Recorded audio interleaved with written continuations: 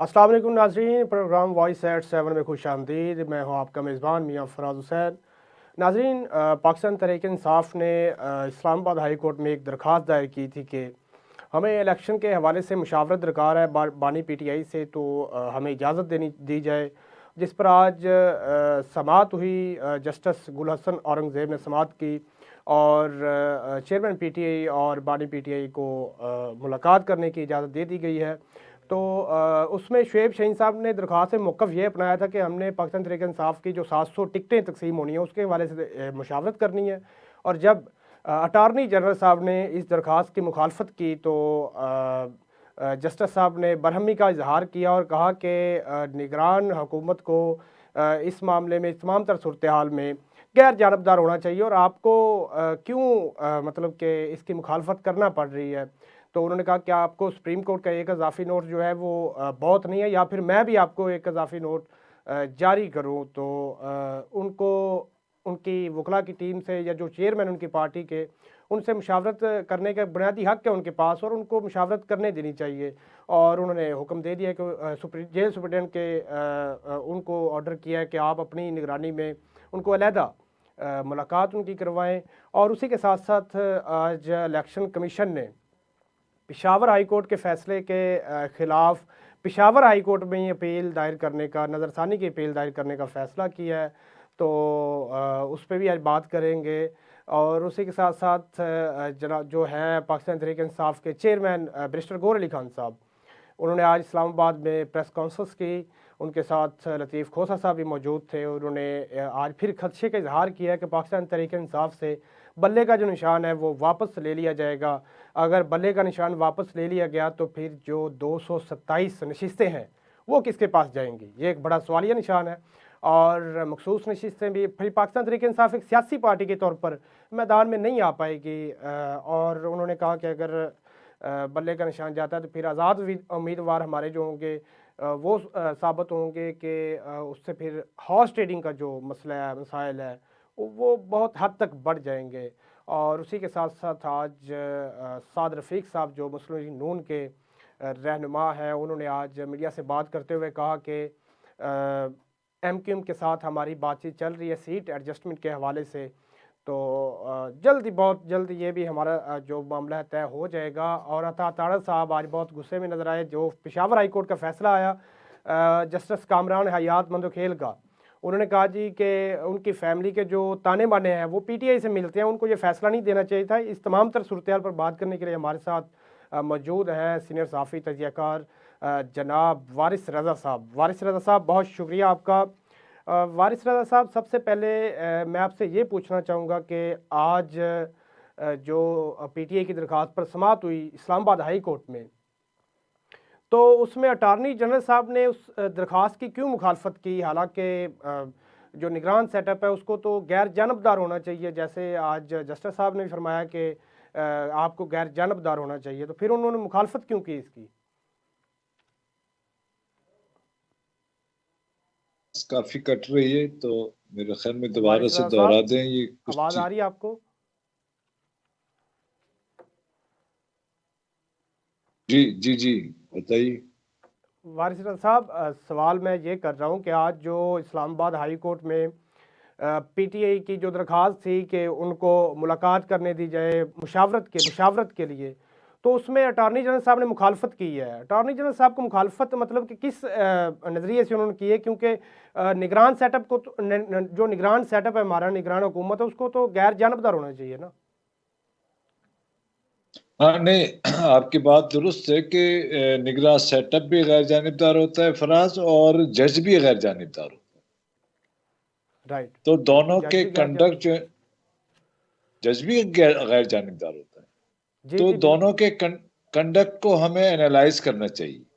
बात यह है हम्म। कि किसी जज को ये कह देना कि जनाब मैं आपको नोट लिख दूंगा, मैं आपके खिलाफ, आप मुझसे नोट लिखवाना चाहते हैं, आप जो है ना क्या चाहते हैं सुप्रीम कोर्ट के बाद मैं भी आपकी मुखालफत में नोट लिखूं, तो ये हम्म। बाइस रवैया है।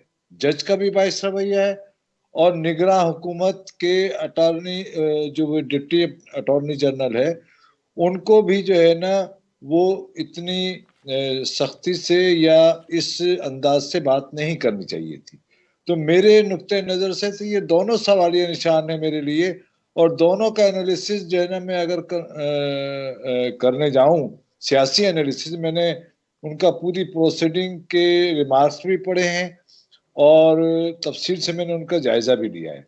और मैं उस वक्त से एक बड़ी अफसोसनाक कैफियत में हूँ कि औरंगजेब साहब को पीटीआई के 12 मुकदमात का दिए गए हैं उनकी बेंच को, और 12 मुकदमात में से वो मुसलसल ये साबित कर रहे हैं कि वो पीटीआई के, जाहिर है कि वो जनरल अय्यूब के भांजे तो हैं ही, लेकिन ये कि भांजे या भतीजे, लेकिन वो उसके साथ साथ ये भी साबित कर रहे हैं कि वो पीटीआई के कारकुन की हैसियत से जो है ना अपना कंडक्ट उनका है।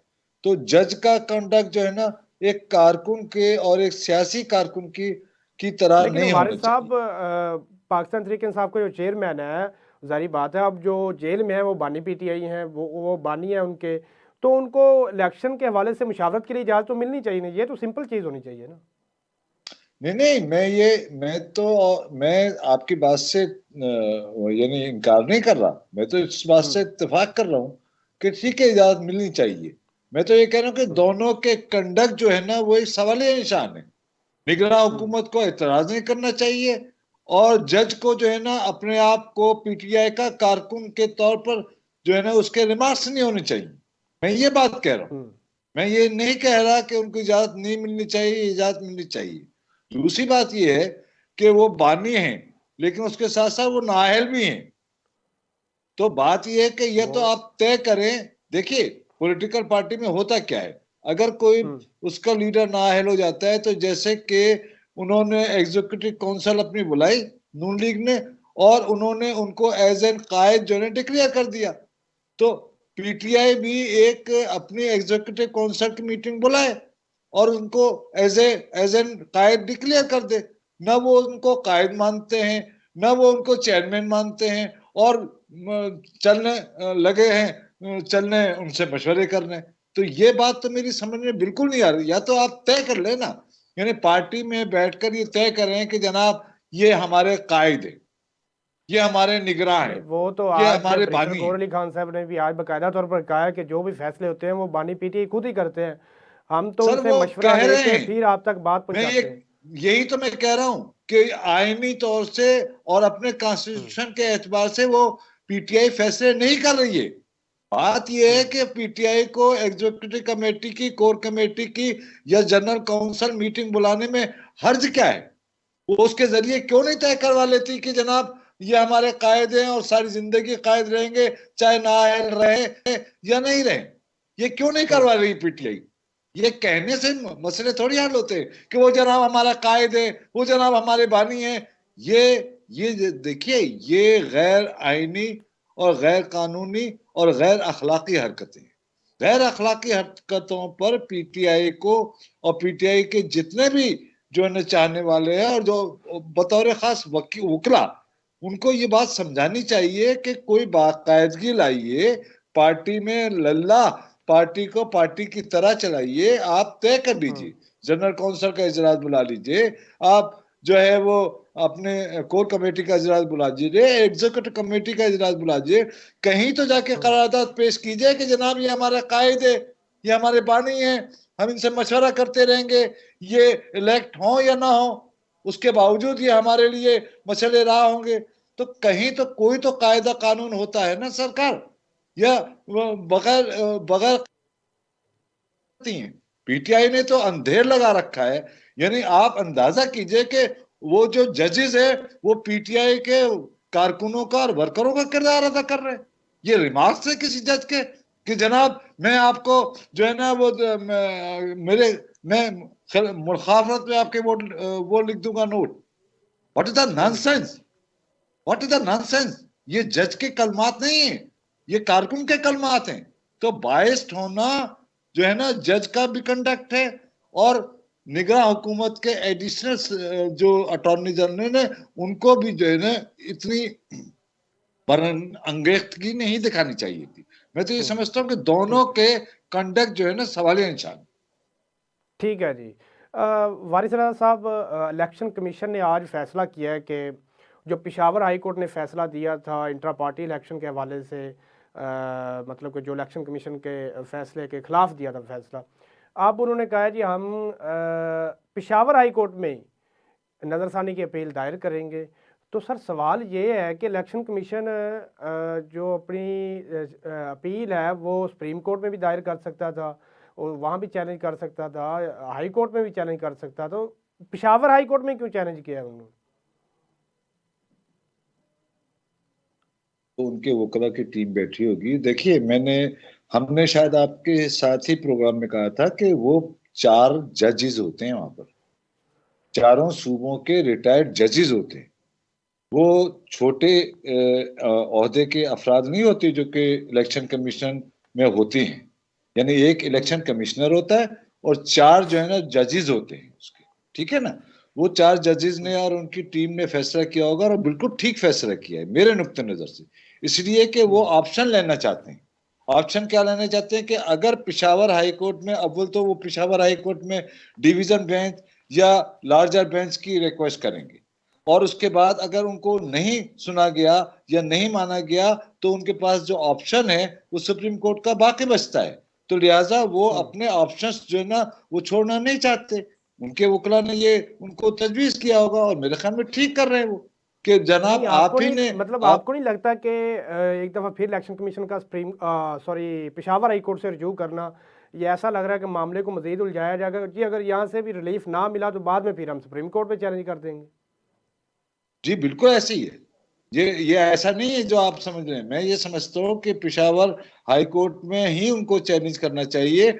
और अब तो 2 दिन के अंदर ये बाकायदा तय हो चुका है कि वो पेशावर हाई कोर्ट के जो जज थे वो पीटीआई के रुकन थे और वो रुकन की हैसियत से इस जुडिशरी में आए हैं। तो वो तो बायस्ड हैं।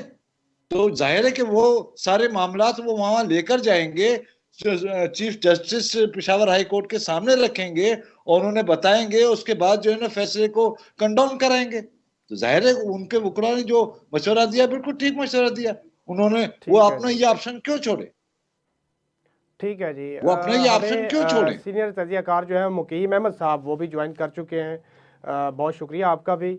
आपके पास आऊँगा सर कि जो आज इलेक्शन कमीशन ने फैसला किया कि पेशावर हाई कोर्ट में हम दोबारा जो है वो नज़रसानी की अपील दायर करने जा रहे हैं, तो क्या वो सुप्रीम कोर्ट में भी दायर कर सकते थे, इस्लामाबाद हाई कोर्ट में भी दायर कर सकते थे, पेशावर में क्यों उन्होंने अपील की दायर की करनी है?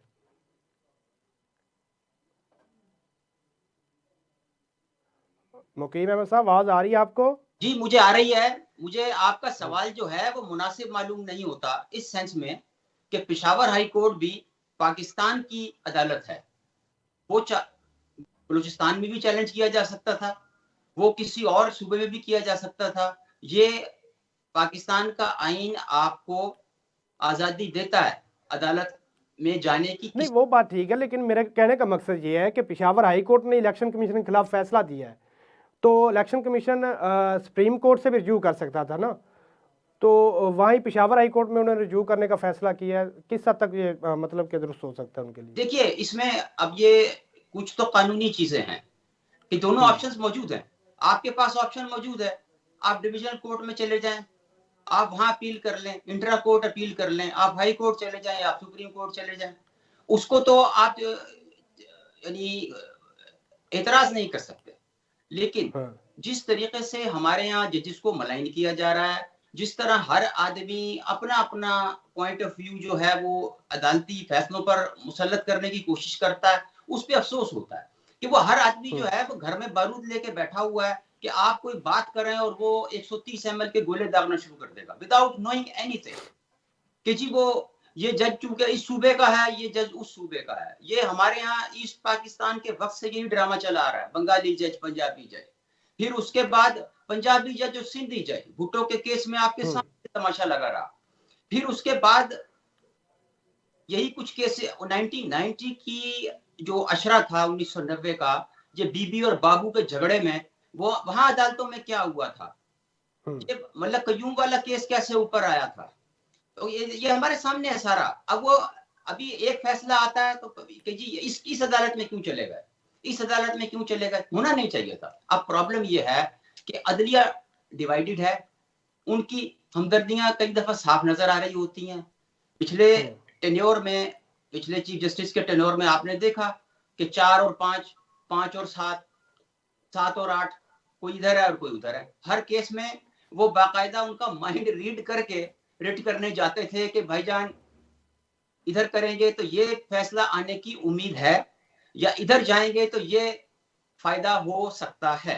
इस किस्म की सोच के साथ हम जो है ना निजाम अदल का सत्यानाश कर रहे हैं, इस्तेमाल करने वाले भी और इस्तेमाल होने वाले भी। होना तो ये चाहिए कि वो अदल होता हुआ भी दिखे और अदल करने वाला भी नीट एंड क्लीन होके ये बता सके कि जनाब ये जो 2 पार्चा जहाज मैंने पहने हुए हैं ये कहां से आए थे। अब प्रॉब्लम ये है कि अपनी दफा तो ये सारे टेबल के नीचे घुस जाते हैं, चाहे उनका ताल्लुक अदालत से हो, चाहे उनका ताल्लुक हिफाजत से हो, चाहे उनका ताल्लुक सियासत से हो, चाहे उनका ताल्लुक सहाफत से हो। हर आदमी ने कोई ना कोई शेल्टर या शील्ड रखी हुई है, वो उसके पीछे छुप जाता है। सियासतदान को पकड़ते हैं तो वो कहता है जी मेरे ऊपर सियासी मुकदमात हैं। जज को आप रोक टोक करते हैं या एतराज करते हैं तो वो कहता है जी तौहीन अदालत के मुर्तकिब हो गए, हम तो आबे ज़मज़म से नहाए हुए हैं। किसी सहाफी को पकड़ लें तो तंजीमें खड़ी हो जाती हैं, वो चाहे वो सहाफी जो है वो काली भेड़ हो। इसी तरह का ये एक माशरती मसला हमारे यहाँ क्रिएट हो गया है कि वो ग्रुप बनाएंगे, एसोसिएशन बनाएंगे और उसके बाद वो आपका गिरेबान पकड़ लेंगे। यही कुछ रवैया हमारी बार एसोसिएशंस का है। अब ये सबसे ज्यादा पढ़ा लिखा तबका है, सहाफी और वकील। अब आप देखें कि क्या होता है कि वो अल्लाह माफ करे कि सहाफी किसी गैर इखलाकी मसले में भी पकड़ा जाए तो वो अपना सहाफी तंजीमें बाहर आ जाती है। यही कुछ वकीलों के साथ है। आप किसी वकील को पकड़े, वो कहता है अदालत में नहीं जाना, इसे बार कौंसिल के सामने पेश करो। ये बड़े बड़े नाम है, मैं जिक्र कर सकता हूँ आपके सामने। लतीफ कोसा साहब का एक केस था, डॉक्टर बाबा रवान का केस था, वो ले जाके उन्होंने बार कौंसिलों में खत्म कर दिया, अदालत तक आया ही नहीं। ठीक है मुकीम साहब, जैसे आपने कहा कि इलेक्शन कमीशन का हक है वो किसी भी अदालत में जा सकती है, इसी तरह पीटीआई का भी हक है वो भी किसी अदालत में जा सकते हैं। आज अता तारड़ साहब ने पेशावर हाई कोर्ट के जो जज कामरान हयात मंदोखेल साहब उन्होंने जो फैसला दिया उस पर बहुत आज नाराज़गी का इजहार किया। उन्होंने कहा कि उनके जो फैमिली के जो ताने माने हैं वो पाकिस्तान तहरीक इंसाफ से मिलते जुलते हैं। उनको चाहिए था कि ये जो केस है ये सुप्रीम कोर्ट में रेफ़र कर देते, इस्लामाबाद हाई कोर्ट में रेफ़र कर देते, उनको खुद को नहीं सुनना चाहिए था। तो क्या आप समझते हैं कि वाकई उनको केस जो रेफ़र कर देना चाहिए था या फिर 3 रुकनी बेंच का केस वो सुनती समाअत करती उस पर? देखिए यार, अब हमारे सामने, मैं कोई पीटीआई का तरफदार भी नहीं हूँ, ना मैं उनका तर्जुमान हूँ, लेकिन पूरी तस्वीर अगर देखते हैं तो अजीबोगरीब ही सूरत हाल है। अब जस्टिस आमिर फारूक के ऊपर पीटीआई ओपनली और पीटीआई के बानी जो हैं वो ये एतराज करते रहे कि जनाब हम आपसे मुतमईन नहीं है, आप केस छोड़ दें। उन्होंने नहीं छोड़ा। ये अभी एक केस में एक और सुप्रीम कोर्ट के जज थे, उन्होंने ओपनली कह दिया कि नहीं मैं अलग नहीं होता बेंच से, आप क्या बिगाड़ लेंगे। तो इस किस्म की सूरत हाल में कि जिस वक्त शिरवाई के लिए आने वाला आपसे मुतमईन न हो और आप फैसला देने पे बजिद हों, तो उसकी सूरत हाल क्या बनेगी। अब अताउल्लाह तारड़ देखें, सियासी कारकुन है, उनका हक है कि वो जो भी कुछ हो रहा है उसको अपने बेनिफिट में इस्तेमाल करें, वो अपना बयानिया क्रिएट करें और इलेक्शन का टेम्पो बढ़ाएं। तो ये वो तो ठीक जा रहे हैं उस हिसाब में, लेकिन अब ये है कि हर जज का कोई ना कोई रिश्तेदार किसी न किसी पार्टी में होगा। हर एक का, ये नहीं कि मैं उनको डिफेंड कर रहा हूँ। और फिर अगर एक पार्टी को उस फैसले से खुशी नहीं हुई तो उनके पास भी अपील में जाने का हक है, और जो पार्टी वहां गई थी उनके पास भी अब उस फैसले को कायम रखने के लिए या तमाम पक्ष इख्तियार देने और फैसला लेने का इख्तियार हासिल है। तो मैदान भी हाजिर है और घोड़ा भी हाजिर है। अब इसको इस तरह ब्रैकेटों में तकसीम करना और इसको पसंदीदगी और नापसंदीदगी के मयार के साथ आगे चलाना, मैं समझता हूँ कि बड़ी ज्यादती होगी। इसको खुले दिल के साथ जाने दिया जाए जिस भी रुख पर जा रहा है। लेकिन अगर देखा जाए तो पेशावर हाई कोर्ट ने बुरी रिलीफ दी है पाकिस्तान तहरीक इंसाफ को। उन्होंने ये भी साथ कहा कि छुट्टियों के बाद फर्स्ट वर्किंग डे पर दोबारा समाअत होगी और 3 रुकनी बेंच इसकी समाअत करेगा। जी, उसमें क्लियर बात है।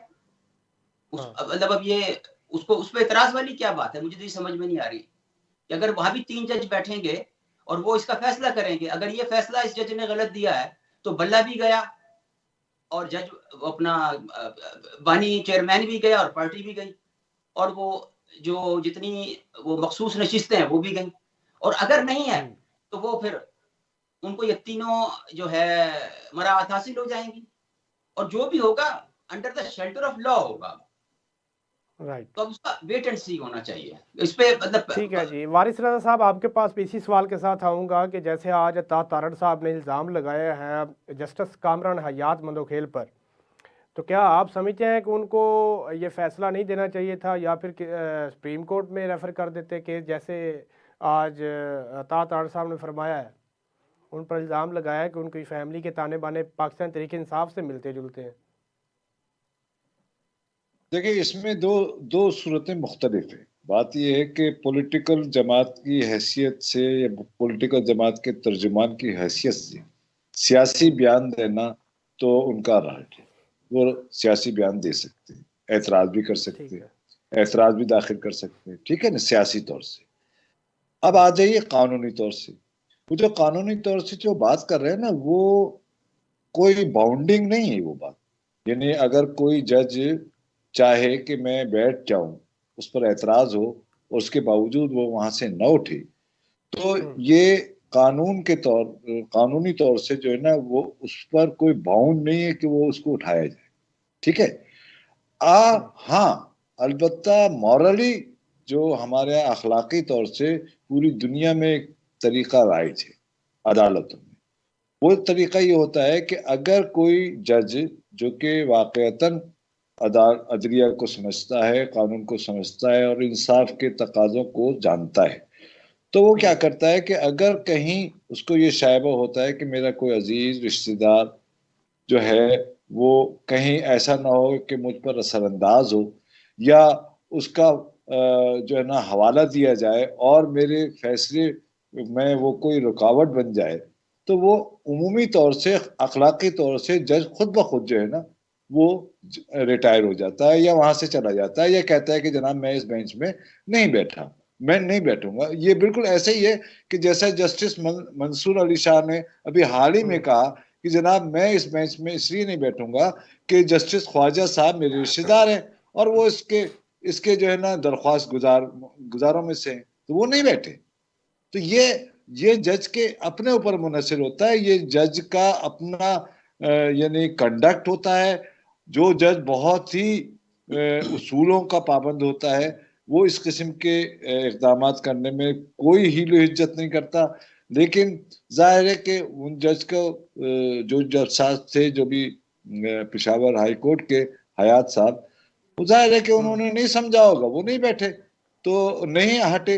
लेकिन मेरा ख्याल है असल में उन पर क्रिटिसिज्म इस बात का, इससे ज्यादा इस बात पर हो रहा है कि वो उन्होंने इतनी जल्दी में, यानी सिवाय 1 घंटे के अंदर अंदर उन्होंने फैसला दे दिया।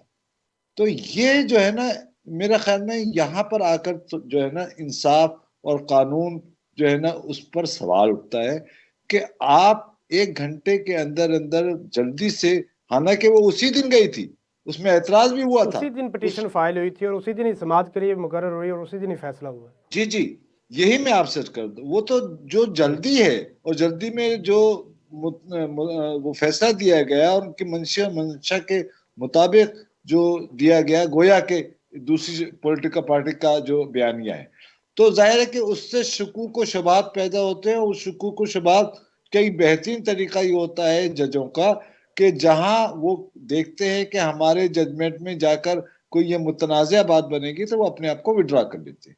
और मेरे ख्याल में उन्होंने ये अमर अगर विड्रा करने का नहीं किया, जैसे कि डिप्टी अटॉर्नी जनरल ने कोई और जज साहब मौजूद भी नहीं थे और इसी वजह से ये कोई हतमी फैसला नहीं जारी किया गया, अबूरी फैसला जारी किया गया, मतलब हुक्म इतना जारी किया गया था। तो अभी तक फराज बाकी है ना, वो 3 रुकनी बेंच करेगा।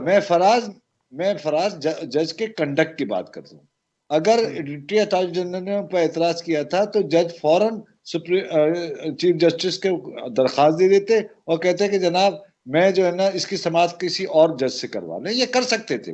और नहीं किया तो ये उन पर बाउंड भी नहीं। लेकिन बात यह है कि ये जो सवाल है ये खुद आज उनको मुतनाज़ा बना रहा है। उनका वो फैसला जो भी है, चाहे आप उसको कबूल ही करें, लेकिन वो फैसला उनको मुतनाज़ा बना गया ना। यानी आइंदा के लिए बिल्कुल। उनके तमाम फैसले, उनका तमाम के तमाम रिकॉर्ड, उनका तमाम के तमाम कैरेक्टर, और जो भी उनका सर्विस का कैरेक्टर है, वो कैरेक्टर एक मर्तबा जब दागदार हो जाए ना फराज, तो उसको जो है ना रिकवर होना बहुत मुश्किल होता है। ठीक है जी, वक्त हुआ एक छोटे से ब्रेक का, मिलते हैं एक छोटे से ब्रेक के बाद।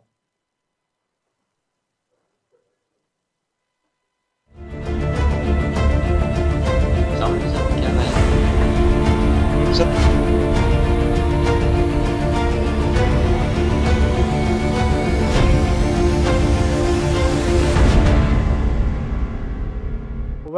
Welcome back in voice at 7। मुकीम अहमद साहब, आपके पास आऊँगा कि आज पाकिस्तान तहरीक इंसाफ के जो चेयरमैन हैं बैरिस्टर गौहर अली खान साहब, उन्होंने आज प्रेस कॉन्फ्रेंस करते हुए कहा कि जी हमें खदशा है कि बल्ले का निशान जो है वो हमसे छीन लिया जाएगा, और अगर हमसे बल्ले का निशान छीन लिया गया तो फिर 227 नशिस्तें किसके पास जाएंगी, और हम एक सियासी जमात के तौर पर इलेक्शन में हिस्सा भी नहीं ले पाएंगे, और हमारे जो उम्मीदवार हैं आज़ाद हो जाएंगे, और फिर हॉर्स ट्रेडिंग का जो इशू है, मसाइल हैं, वो बहुत बढ़ जाएंगे। तो सवाल ये है सर कि अगर पाकिस्तान तहरीक इंसाफ के जो उम्मीदवार हैं उनसे बल्ले का निशान ले लिया जाता है तो वो आज़ादाना तौर पर तसव्वुर होंगे उम्मीदवार टोटल, तो इससे क्या वाकई हॉर्स ट्रेडिंग के जो मामलात हैं, खदशात हैं, वो बढ़ सकते हैं जैसे गौर साहब ने फरमाया? बिल्कुल क्लियर कानूनी पोजीशन है कि अगर तो आप पार्टी टिकट पे मुंतखब होके आते हैं तो पार्टी लीडर और पार्लिमानी लीडर वो आपको अपनी राय बताएंगे और आप उसके पाबंद होंगे। ये जो 20 लोग जिनकी हलकों में ज़िमनी इंतखाब हुआ था, जिसमें इमरान खान 16 जीत गए थे, वहां यही कुछ हुआ था ना, वो पार्टी के अगेंस्ट चले गए थे, पीटीआई का ग्रुप जो बन गया था, और उसकी वजह से वो डिस्क्वालीफाई हो रहे थे, और कईयों ने इस्तीफे दे दिए थे और कुछ जो हैं इधर उधर हो गए थे। तो वो कानूनी पोजीशन यही बनेगी कि जो आदमी आजाद जीतेगा वो पीटीआई के चेयरमैन या पार्लिमानी पार्टी के जो सरबराह होंगे उनका पाबंद नहीं होगा। उसके लिए बड़ा आसान हो जाएगा कि जहां से पैकेज अच्छा मिला वो आराम से सलाम अलैकुम कर देगा। तो ये तो ये भी मसला है वैसे, क्योंकि एक हल्के से 8 उम्मीदवार होंगे और सब यही कहेंगे कि जी हम पीटीआई वाले हैं, हम पीटीआई वाले हैं, तो वोट तो वो ले लेंगे बानी पीटीआई के नाम पे या बल्ले के पाकिस्तान तहरीक इंसाफ के नाम पर, लेकिन उसके बाद फिर उनको कहीं और भेज दिया जाएगा या खुद चले जाएंगे। तो इसके लिए क्या हिकमत अमली होगी पाकिस्तान तहरीक इंसाफ की? देखिए अभी टीम है, हम अंदाजा ही लगा रहे हैं और हम किसी को कोई आइडिया भी नहीं दे रहे हैं। सच्ची बात यह है कि लोग फिर वो इट्स पॉसिबल ना, इट्स पॉसिबल कि ये आदमी स्क्रीन पे बैठ के आइडिया दे रहा है, लेकिन जो होता आया है पहले वो इस तरह होता है कि पहले तो प्री पोल रिगिंग में ये होता है जैसे अब हो रहा है कि जी वह कागजात छीन लें, बंदा जो है वो आरओ के दफ्तर तक ना पहुंचे, उस पर कोई केस डाल दें, फिर उसके बाद कागजात मुस्तरद कर दें, वहां से बच जाए तो किसी मुकदमे में उठा लें, वो भी नहीं हो सकता तो उसको जीतने न दें। अगर वो जीत जाए तो अगली दफा जो कमजोर दिल हजरात होते हैं उनको फिर घेर घार के किसी मुर्गी के पिंजरे में बंद कर दिया जाता है कि भाई जी ग्रुप बनाएं, आप नजरियाती असली या बड़ी पार्टी का लेबल लगाएं और तशरीफ ले आए, 5 वजारतें या वज़राए आला या जो भी, वो आपकी खिदमत में पेश कर दिया जाएगा, या इतने बंदे पूरे कर लाओ और ये सीट ले लो। तो ये होता आया है।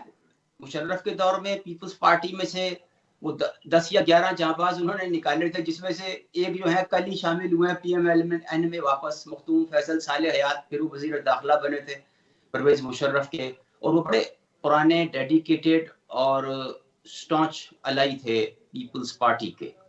लेकिन यह है कि वो सख्ती बर्दाश्त नहीं हुई या इख्तिदार से दूरी ने दिल में कमजोरी पैदा कर दी और उन्होंने मुशर्रफ होना कबूल कर लिया। तो ये सूरत हाल होती रही है और होती रहेगी। और अब ये है कि खौफजदगी का आलम है, ये सारी सिचुएशन में अनसर्टेनिटी क्रिएट करना एक अच्छे भले सिस्टम को चलते हुए उसमें खाम खा की उड़चन डालने वाली बात है। अब यह है कि किस तरह इलेक्शन होने जा रहे हैं जिसपे कौम के कोई 46 से 57 अरब रुपए खर्च होंगे। इस कौम के उसने अभी हर महीने 717 अरब रुपया सिर्फ सूद की मद में अदा करना है अगले पूरे साल में। अब आप इमेजिन करें, और इस सूरत हाल में हम इलेक्शन कराने जा रहे हैं और हमारे यहाँ सिचुएशन ये है कि किसी को किसी पर एतबार नहीं है। चीफ इलेक्शन कमिश्नर का रोल अजीब व गरीब है। वो बंदा जब तक उसको डायरेक्शन कोई सुप्रीम कोर्ट ना दे वो अपनी मर्जी या मंशा का इस्तेमाल ही नहीं करता। He is a seasoned bureaucrat, लेकिन वो बंदे को जो है ना, पता नहीं कोई बददुआ है कि उसने कोई काम अपनी रजामंदी से नहीं करना, डंडे के जोर पे करना है या डायरेक्शन। चलिए ठीक है जी। वारिस रज़ा साहब, आपके पास आऊँगा कि जैसे आज गौहर अली खान साहब ने फरमाया कि अगर हमारे जो उम्मीदवार हैं वो आज़ाद हो गए तो हॉर्स ट्रेडिंग का जो मसला है वो बढ़ जाएगा और ये बड़ा ख़तरनाक हो सकता है। सर, गौहर अली खान साहब जो बैरिस्टर हैं उनसे ये कहिए कि, और पूछिए, बल्कि किसी दिन पूछिएगा, और जब मेरे पास कराची आए तो जरूर मैं पूछूंगा कि हुजूरे वाला, आपकी जो गवर्नमेंट बनी थी 2018 के इलेक्शन के बाद, क्या वो उसके अददी तादाद पूरी थी? कितनी सीटें थी? पीटीआई की 130 सीटें थी, ठीक है। 130 सीटें के बाद 172 पर जाके वजीर आजम बनता है। तो गोया कि कितनी सीटें आपने ली थी और कहां से ली थी? तो उस वक्त उनको हॉर्स ट्रेडिंग नजर नहीं आई। अब देखें ना, ये बड़ा अजीब अलमिया है हमारी सियासत का कि जहां पर उनका मीठा मीठा हाफप और कड़वा कड़वा थू थू, यानी जहां उनको 42 सीटों की जरूरत पड़ी थी तो उन्हें हॉर्स ट्रेडिंग नजर नहीं आई थी। उन्हें जो है ना लोग जो है ना तोड़ते हुए नजर नहीं आए थे या टूटते हुए नजर नहीं आए थे, या वो आईनी और गैर आईनी की बहस में नहीं पड़ रहे थे। लेकिन आज वो वही अफराद जो कि 42 अरकान को जहाजों में चढ़ा चढ़ा कर घेर घार कर, किसी को धौंस पर, किसी को धमकी पर, किसी को प्यार से, किसी को मोहब्बत से पकड़ पकड़ कर लाकर और डंप कर रहे थे, वो आज कह रहे हैं कि जनाब हॉर्स ट्रेडिंग का बड़ा खदशा है। तो भाई हॉर्स ट्रेडिंग का जो लाए गए फिर वो गए भी तो उसी तरीके से है ना। मैं यही तो आपसे अर्ज कर रहा हूं ना कि जो लाए गए, जो जब आप ला रहे थे तो वो ठीक थे ना। तो बात यह है कि गलती को गलती से दुरुस्त नहीं किया जा सकता। यानी आप करें गलती और उसको कहें कि जनाब दूसरा भी ये गलती करे, तो ना वो दूसरा दुरुस्त होगा ना आप दुरुस्त होंगे। गलती को दुरुस्त करने का तरीका यह है कि आइंदा गलती न की जाए, ठीक है ना। क्या पीटीआई इस बात का एश्योर करती है कि अगर वो कौमी असम्बली की सीटें इस तादाद में जीत गई तो वो हॉर्स ट्रेडिंग नहीं करेगी? करेगी, बिल्कुल करेगी। क्यों? कि उसको वजीर आजम बनाने के लिए हॉर्स ट्रेडिंग करना पड़ेगी। तो बात ये है कि या तो हम ये लालच होता है वो सब करते हैं, ठीक है जी, जो कि यही तो आपसे अर्ज कर रहा हूं ना कि पॉलिटिकल पार्टी को अपने मॉरली वैल्यूज पर बात करनी चाहिए।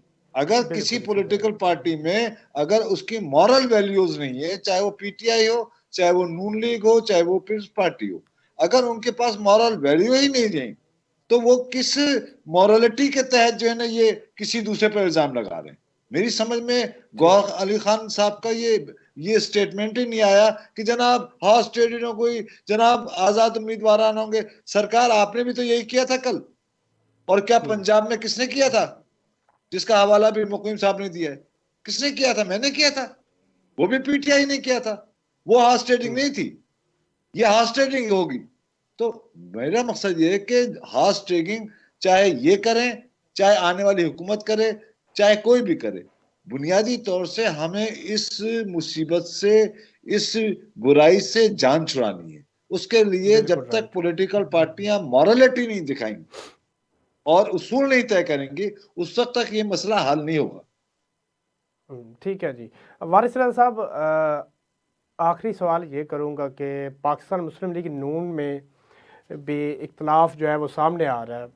अगर देखा जाए सीटों के हवाले से, जो इलेक्शन में मतलब कि इलेक्शन कंटेस्ट करेंगे उस हवाले से, अगर देखा जाए NA 119 से, तो अली परवेज़ साहब है, उन्होंने एतराज़ किया है कि अगर तो मरियम नवाज़ साहिबा मेरे हलके से इलेक्शन लड़ेंगी तो I am ready, no issue, लेकिन अगर उनके अलावा कोई भी आएगा तो मैं हरगिज़ ये सीट नहीं दूंगा उनको।